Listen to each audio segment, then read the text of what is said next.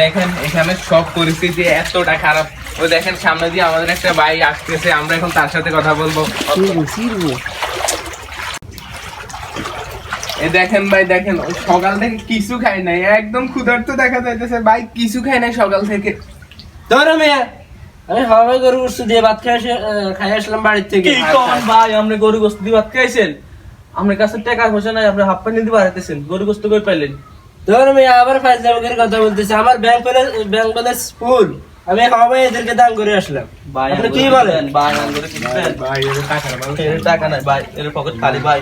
ভাই টাকা লাগলে আমার চেম্বারে দেখা করবেন। ভাই ভাই ভাই কাট দেন, ভাই কাট দেন, আমরা ভাই চেম্বারে কাট দেন। ভাই ভাই ভাই বড় লোক, ভাই এই বন্যার পানিতে বাইরের কাছে টাকার অভাব নাই, কি লাগবে সেটা আমাকে বলবেন। উনি সবাইকে ত্রাণ দেয়।